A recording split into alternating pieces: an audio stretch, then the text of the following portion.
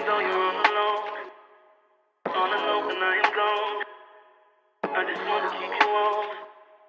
I'm coming back, I'm coming back. Hey y'all, what's poppin'? It's Glamazante, and definitely don't forget to thumbs this video up and subscribe before we even get started. So I'm gonna show you guys today how to get this pastel peach / pinkish orangish hair. Now today I'm going to be collaborating with Asteria hair, you guys. I have the bundles 20 and 2 bundles of 22-inch and as well as a 20-inch frontal. This hair is different because you guys know I normally don't work with black roots with my white blonde hair, but I said, hey, let's try something new. So first, starting off, for my surface to be clean, I need a trash bag or something that's going to cover over my counters. Then I'm going to need some brushes as well as some hair dye. I'm going to be using Sunrise Orange and Hot Pink today. Now you guys both know that these colors are very vibrant. So what I'm going to do is dilute them, but you got to stay tuned.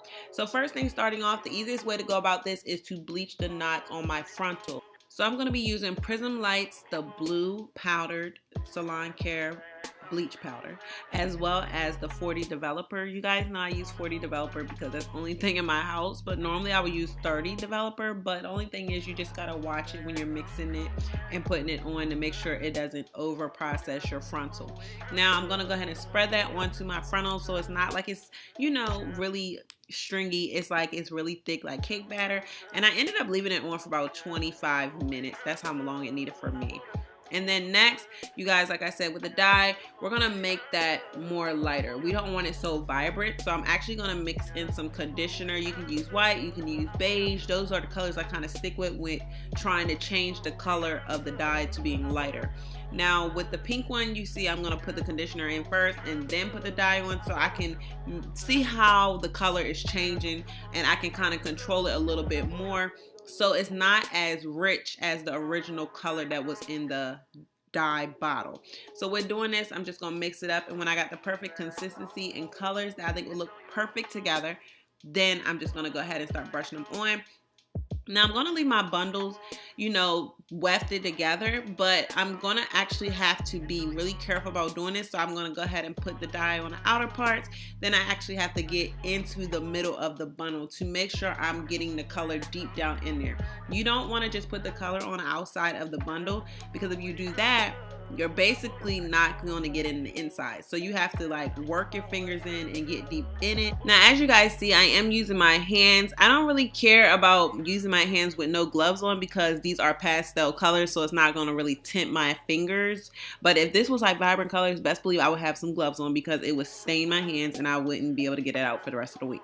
So with doing this, you guys see I'm just going through. I'm making sure everything is deep inside. Now, the way I get those two-tone colors is wherever I put the orange is kind of there. Wherever I put the pink is there. And this is one of my favorite parts when I can rinse it, because then I see how the colors is flowing. Everything is meshing together. Now I only left dye on the bundles for a good maybe 20 minutes before rinsing it out. I didn't leave it on that long as I normally would.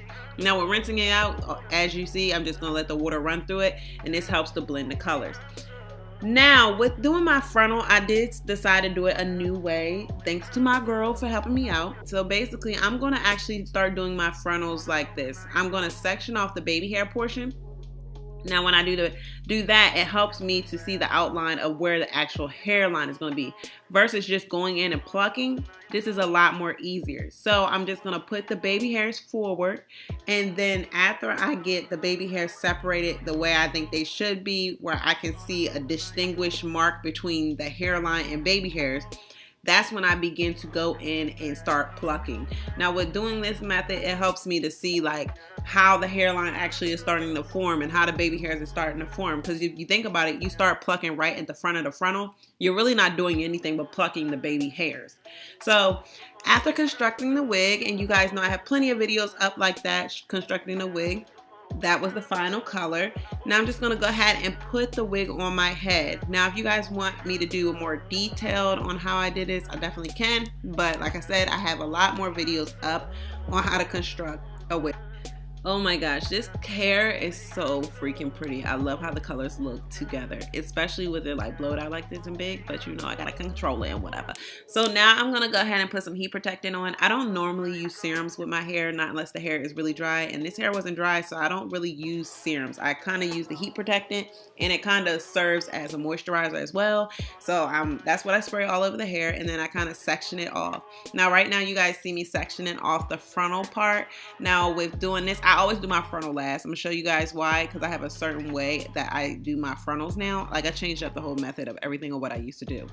Now with this flat iron, I tell you guys all the time, I got this from Walmart. This has been one of my favorite flat irons, so I'm gonna continue using her, honey, until the wheels fall off.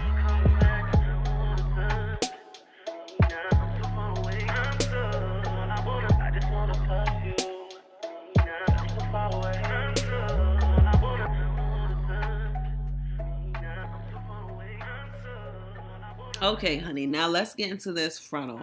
So with the frontal, I'm going to section it off a portion. Now after I section a portion off, I actually split it again so that you can see I'm separating the baby hairs from the hair in the back. And don't worry about my wig bunching up. It's only because my head is so freaking small and I made a wig a little bit bigger than my head.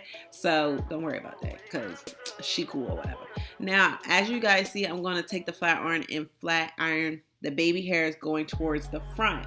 I'm going to take the rest of the hair and flat iron it going towards like a downward motion and kind of back a little bit. And then I'm going to do the baby hairs again going towards the front.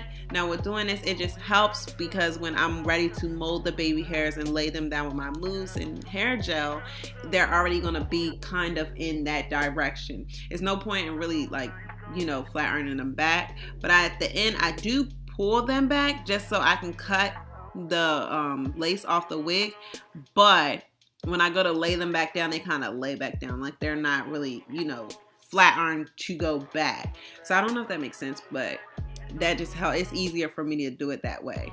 So after I do that, I'm going to take my little curling iron and then try to push them down a little bit more. And yes, I did burn my damn self, y'all. I did burn myself, but it's cool. And then I'm going to take my scissors and then I didn't have my razor, so I'm just kind of going to razor the baby hairs, meaning I'm not going to cut the baby hairs. I'm going to drag my scissors across them and then it kind of rips it a little bit. And with doing this, it makes that jagged edge where the baby hairs don't look so uniform and so fake. Like it just makes it a lot better. Now, you guys know I always wear my mousse. I use that to style my baby hairs. That's like my favorite way to do it. And I have videos up on that. Now, I did go ahead and do a little bit of bobby pins, but I wish I did it all across the front because it would have made it so much more cuter. But you know, I'm still satisfied with the look. I think it looks popping or whatever. And I hope you guys enjoyed this video. Don't forget to comment, like, and subscribe. Mwah! See ya!